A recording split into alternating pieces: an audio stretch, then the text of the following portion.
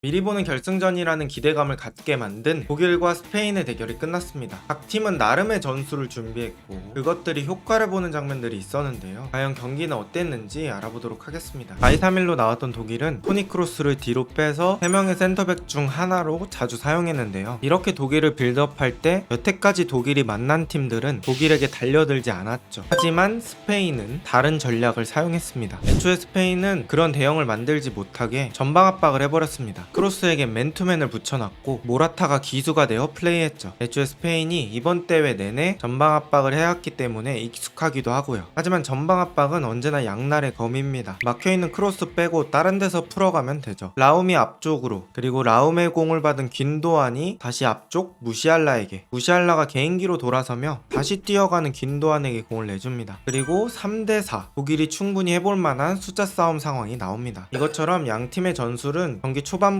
팽팽하게 맞붙었습니다. 독일은 크로스를 이용한 특유의 대형을 만들어서 빌드업하길 원했고 스페인은 어떻게든 그걸 억제하길 원했습니다. 스페인은 지난 조지아전부터 색다른 전술을 사용했습니다. 바로 왼발 센터백 라포르테의 활용이죠. 지금도 독일이 각자 맡은 선수를 대입마크하고 있습니다. 이때 자기 맨투맨 버리고 누군가 라포르트한테 붙어야 되는데 애매하죠. 그래서 라포르트가 전진하는 동안 중앙 쪽 공간이 활짝 열리게 되고 뒤늦게 하베르츠가 맨투맨 버리고 뛰어갑니다. 높은 위치까지 전진한 라포르트는 중거리 슛까지 시도하죠. 이렇게 순간적인 맨투맨의 애매함을 이용해서 라포르테가 공격도 해봅니다. 아니면 이렇게도 활용되었습니다. 독일과 스페인이 왼쪽 측면에서 3대3 싸움을 할 때 라포르트가 쭉 올라가주면서 순간적으로 4대3 수적 우위를 만드는 방법이죠. 실제로 조지아전에서는 아주 잘 통했던 방법이고 오늘 독일전에서도 종종 나왔습니다. 반면에 독일은 특유의 중앙 밀집 공격이 안 나왔습니다. 원래 이런 장면에서 무시알라가 나와서 받아주거나 인도안이 포켓 공간으로 움직이거나 하베르츠가 라인 브레이킹하거나 이런 공격 방법들이 있었습니다. 원래 그 계획엔 비르츠가 포함이 되어 있었는데 오늘은 사네가 선발 출전하면서 비르츠처럼 플레이메이킹을 하는 것도 아니고 측면에서 확실한 돌파를 보여주는 것도 아니고 독일 공격은 더 애매해졌습니다. 독일이 주무기는 제대로 사용 못했어도 압박할 때는 또 괜찮았습니다. 로드리와 파비안을 묶으면서 골킥을 유도했죠. 이렇게 전반은 양팀의 치열한 전술 싸움 그리고 거친 몸싸움과 카드가 난무했습니다. 전반이 폭풍 전야였다면 후반은 폭풍 그 자체였습니다. 모라타가 센터백을 끌고 나오고 야말 쪽으로 좋은 패스를 넣어줍니다. 여기서 야말이 독일 수비 2명을 끌어당기고 가운데 쪽으로 패스합니다. 저는 여기서 안드리히의 대처가 아쉬웠는데요. 안드리히는 공 쪽으로 너무 시선이 쏠렸습니다. 그래서 공간 체크도 못했고 그 공간으로 누가 들어오는지도 반응이 늦었습니다. 그 공을 달려오던 올모가 반대쪽 골문으로 차분하게 밀어넣으며 경기를 1대0으로 만듭니다. 안드리히가 반응이 늦었으면 슈팅각이라도 제대로 막았어야 되는데 슈팅각도 너무 열어준 느낌이 있었습니다. 독일은 긴도안을 빼고 필크루크를 넣으며 하베르츠와 필크루크 2명의 키 큰 공격수를 사용하는 전략을 선보였는데요. 이 역시 장단점이 있었죠. 장점은 크로스할 때 높이가 확보되는 장점이 있었지만 단점은 그것만 노리느라 공격이 좀 단순해진다는 게 있었습니다. 반면에 스페인 공격도 모라타는 오늘 제 몫을 해줬습니다. 제자리에 있는 게 아니라 가끔씩 아래로 내려오며 리디거와 탈을 끌어내고 공을 받아줬습니다. 그럼 풀백들은 센터백 라인을 따라서 올라올 수밖에 없게 되고 그때 독일의 뒷공간이 많이 확보가 됐습니다. 그럼 야말과 니코가 그 뒷공간을 열심히 이용했죠. 오늘 모라타는 골은 없더라도 독일 수비진을 아주 많이 괴롭혔습니다. 오늘 그나마 계속 변수를 만들었던 건 무시알라의 개인 능력 그리고 교체 투입된 비르츠였습니다. 무시알라는 개인 능력으로 스페인 선수들의 카드를 수집하고 비르츠는 좋은 오프더블로 스페인 뒷공간을 공략하기도 했습니다. 하지만 독일은 골이 터지지 않았죠. 독일은 정규 시간이 얼마 안 남은 시간 단순한 무한 크로스 공격으로 변수를 노렸습니다. 미텔슈타트가 좋은 궤적의 크로스를 넣고 키미가 뒷머리로 비르츠를 보고 떨궈줍니다. 비르츠는 이 떨어지는 공을 숏바운드로 마무리하며 극적인 동점을 만듭니다. 이렇게 경기는 연장으로 향합니다. 연장전부터는 기존에 준비해온 전술 플랜 A보단 체력과 정신력이 더 중요해지는 것 같습니다. 그리고 감독의 용병술도 중요하겠죠. 이 체력과 정신력이 지친 몸을 이끌어가고 거기서 조금 더 집중하는 팀이 승리를 가져가는 것 같습니다. 체력과 정신력, 즉 집중력 싸움에서 독일이 밀렸습니다. 경기 시간 118분 교체 투입된 메리노가 박스 안쪽으로 들어갑니다. 그때 리디거는 선수를 잡는 게 아니라 공을 보고 있었습니다. 그때 다니 올모의 크로스가 올라오고 메리노는 프리헤더를 성공합니다. 경기는 2대1이 되고 스페인은 이렇게 4강에 진출하게 됩니다. 오늘 경기는 스페인이 개최국인 독일을 상대한다는 압박감을 누르고 마지막에는 그냥 체력과 정신력으로 이겨낸 것 같습니다. 근데 이 체력은 경기하는 선수들뿐만 아니라 경기 보시는 여러분도 중요할 거라고 생각합니다. 저도 요즘 입중계하느라 밤낮이 바뀌면서 피곤할 때가 많은데요. 그래서 피곤할 때마다 이렇게 백진삼 한 포씩 먹으면 서서히 기운이 올라오는 느낌이 들더라고요. 직장인이나 학생분들은 사이즈도 작아서 한 포씩 가지고 다니기 편하다고 생각합니다. 이번엔 또 원래보다 조금 더 저렴한 가격으로 준비를 해봤는데요. 고정 댓글 링크를 통해서 할인가로 구매 가능하시니 고정 댓글 한 번만 확인 부탁드립니다. 또 백진삼이 후기도 7,000건이나 쌓였거든요. 어떻게 백진삼이 7,000건의 후기를 누적할 수 있었는지 한번 설명드려 보도록 하겠습니다. 산삼의 주요 성분인 진세노사이드, 일명 사포닌, 노화 방지, 면역력 강화, 피로 개선에 아주 큰 도움이 된다고 합니다. 그런데 100년 된 산삼은 사포닌이 인삼과 홍삼에 비해 무려 335배나 많이 들어있습니다. 고 정주영 회장님이 650년 된 산삼을 그 당시 강남 아파트 세 채에 달하는 돈을 내고 앉은 자리에서 3시간 동안 먹었다는 이야기는 유명하죠. 그만큼 100년 이상 된 산삼의 효능은 많은 사람들에게 알려져 있고 이로 인해 아주 높은 가격이 형성되어 일반인들이 구매해 먹기는 어려웠습니다. 지금 당장 인터넷에 검색해봐도 100년 된 산삼은 감정가가 수천만 원에서 수억 원에 달합니다. 그런데 이런 산삼 대량 생산을 백진삼이 성공했습니다. 백진삼은 100년 이상 된 산삼을 일반 사람도 먹을 수 있는 가격으로 만들기 위해